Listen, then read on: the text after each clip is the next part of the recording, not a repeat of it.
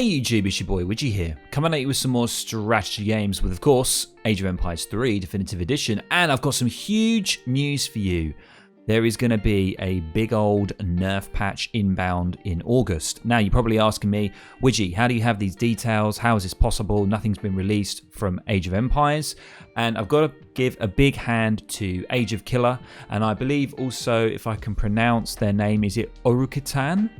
Probably pronounced that terribly, but they've done a lot of testing. There is a beta, an open beta that you can access in Steam, and you can actually do a few skirmishes, and you can select the civs, and you can actually check the unit stats, buildings, everything like that, and you can test it yourself and try and compare it to the current patch. And what ageofkiller has done, which is amazing, is he summarized a few of these drastic changes over 4 or 5 civs that we have at the moment. So there are a crazy amount of changes.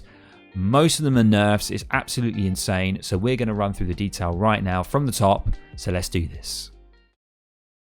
Right, ladies and gents, we are in, and here we go. Strap yourselves in, because this is going to be nerf-tastic. So the first thing is general changes. Minutemen now have Minutemen now have a 0.25% bonus against villagers, and originally it was 75% less attack. So that's very interesting. The town centres now deliver 50 XP upon construction, down from 100. Now this is kind of crazy. This is going to be a huge nerf for the Portuguese. Of course, as you know, they get a free town centre when they age up, and also other civs such as the USA and also Ottoman as well, because you see a lot of those big TC boom civs will suffer a little bit here with that XP reduction, and that is a 50% reduction, which is kind of crazy. I know you probably look at it and you think 50 XP reduction, it's not that much, but if you look at it in percentages, which is kind of crucial, a 50% reduction, which is absolutely insane. And obviously, just touching back on the Minutemen stuff, they have a bonus against villagers, which is kind of very strange. So yeah, I'm not too sure how that's going to play out, but very, very interesting. Moving on to the specific civs now. So Spain. So the logistician, we know, has been causing lots of issues across the ladder. A lot of people have been moaning about it, saying that it's, you know, incredibly overpowered and stuff like that. So the logistician now delivers 625 resources in total, down from 700. So that's not a huge nerf. I mean, that's, you know, I mean, that is about a 10% drop. Because it's down from 700 to 625. So that's going to have an impact to the logistician, and it's going to change the way that players are going to be playing Spain, maybe going to be going for something else. However, we've got the Spanish gold here, now delivers 360 coin, down from 400. So another impact to Spain as well. So yeah, I mean, it looks like Spain might be dropping off a little bit here. Not as powerful as they once were. But, I mean, we've got to ask that question, you know, was Spain seriously overpowered in the first place? Lots of questions. I'm not going to obviously get into that too much. I'm just going to be running through this and showing you the detail. But moving on then to Sweden. I mean, look at all this. This is not going to be good for Sweden, is it? I mean, Aussie Drongo is going to have a bit of a fit here. But if we have a look here, Sweden. 2 leather cannon shipments now cost 150 food, up from 0. So before, you know, the normal thing you would see is you'd see the Carolian shipment come out. If Sweden started to get pressurized in Age 2, normally there will be a reaction to get those 2 leather cannons out, and that'll be quite crucial for them. The 150 food cost is quite an impact to that. Obviously, they're still getting a lot of food from their torps, but as we see, gather rate torps have been nerfed as well, so that's going to have another impact. So moving on to the second point here, which is the base gather rate of torps have been nerfed, but we're not too sure. ageofkiller is not too sure about the exact numbers, but there is definitely a nerf to the torp gathering rate. Torp gather rates from coin is down from 0.3 to 0.27, so that is a 10% reduction, and bushes, or the berry bushes, are down from 0.34 down to 0.3. So that's about just about another 10%, just under. So overall, a 10% reduction on the torp gather rate. You've also got the 150 food now required for the leather cannon shipments. And yeah, it's seeing that the boom of Sweden is going to definitely be impacted here. So moving on to the third thing for Sweden here is the Svi Lifeguard. Everybody moaning about it. I mean, it was kind of ridiculous. It definitely needs a nerf, and that is what is being delivered in this patch, unless something does change. The Svi Lifeguard has been nerfed to 15%, down from 25%. And now delivers a 0.2 ranged resist, which is down from 30. I think that means down from 0.3. So let's break this down. So, I mean, 25 to 15, I mean, that. So, yeah, so the down from 25 to 15 is a 40% reduction, which is kind of insane. And also you can see here the range, as I mentioned, has gone down as well, which is relatively significant. I mean, that's pretty much down by like a third, which is kind of nuts as well. So, I mean, that should definitely balance things up, and we'll see if the Svi Lifeguard is still going to be a pick. I think it will be. I just think, obviously, it's going to be a little bit tougher now for the Swedes in Age 4. The 6 Mamelukes. So, we know that the Mams being infinite was kind of crazy, because if you got a high amount of gold income, you could just keep spamming the Mams. So it's no longer infinite now, and I think that's a good thing. I think that's a good thing overall. I'm not too sure about the whole leather cannon. And obviously the gather rate, that's a 10% reduction, but significant nerfs here, so quite insane. So we'll see how Sweden does play up, but it's definitely not looking good. Moving on to ports, obviously another powerful civilization amongst the ladder. And we see here the first thing is a 50 food removed from the starting crates, and that's going to definitely impact their age up time. We're not too sure how much of an impact that is going to be, but it means it's going to be a lot harder for them to get into Age 2 quicker, which means it's going to slow everything down overall.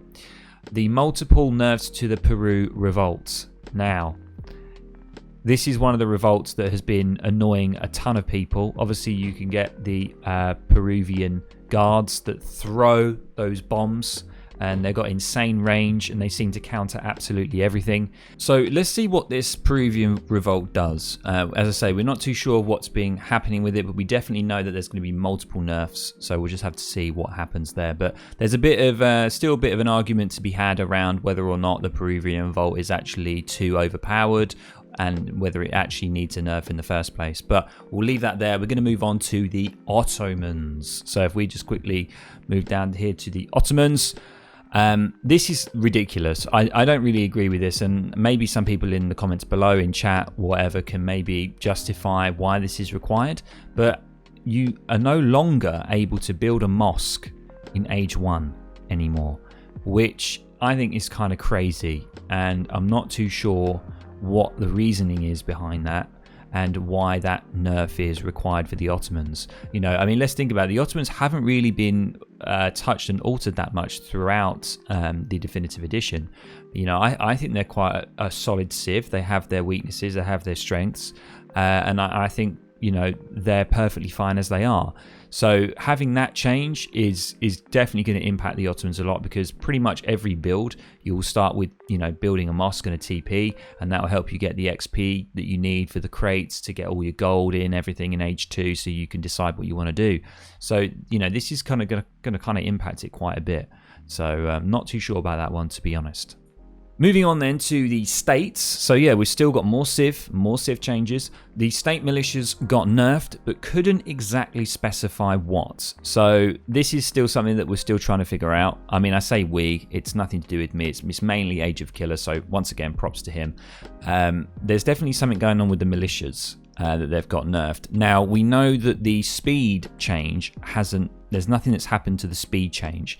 So the speed of the unit is still the same, which is quite worrying, because I think a lot of people are moaning about how mobile they are, and the fact that they're like as fast as a pike unit, which is kind of crazy, because you can't really run away from them and they can easily chase you down as a group. Now, I think the whole nerf that we're trying to look at the moment, I keep saying we, the royal we, the ageofkiller and others are trying to look at, is that buff that militias have. When the more militia there are together, there's that sort of natural buff that they get. I think there's something that's been changed there, so there's a potential nerf in that, which I think is a good thing. So I think that's probably an okay nerf to do for the states there. So moving on to Japan, the Ashigoro combat now delivers 15% HP, down from 20%. That's going to kind of impact a lot of the Age 2 rushes that we see with the Ashigaru, especially with the upgrade there. So there's a little nerf there from Japan, but apart from that, nothing much for them. I haven't really been playing against Japan that much on the ladder personally. I haven't really seen them around that much, to be honest. I'm not too sure why. I've seen other civs, but not really that much of Japan. But there we go, another nerf down to Japan, and we move on to a couple more civs.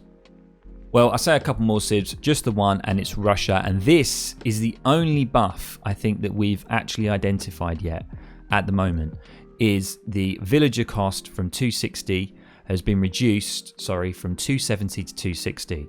And that is going to help in a number of ways. It's not huge, don't get me wrong. I think it's like maybe 3-4% reduction on food, but that's just going to help Russia overall, because we all know that Russia, struggles. They're not the strongest overall, but that is the final change there that we've identified so far, and there's probably going to be more coming through as the days go on, but I thought I'd just give you guys a rough idea and a summary, and Ageofkiller once again provided this summary, so big props to him, and of course to Orukitan, if I pronounced that right as well.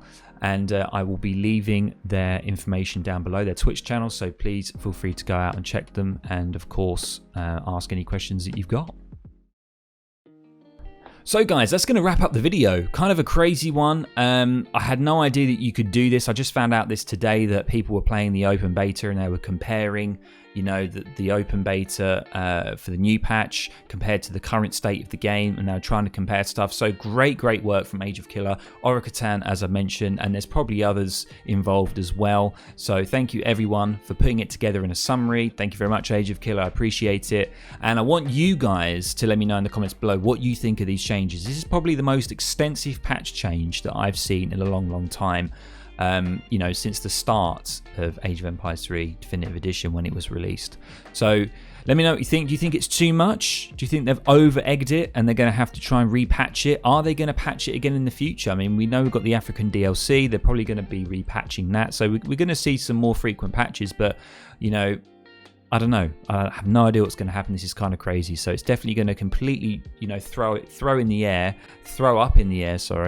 all of the whole civ tier list and what's on top, what's the best, what civ's the best to go for and what's not. So yeah, make sure you let me know in the comments below. If you found this video useful and entertaining, please feel free to drop a like, and of course you can catch me streaming on Twitch at Wiggy1. Catch you guys later.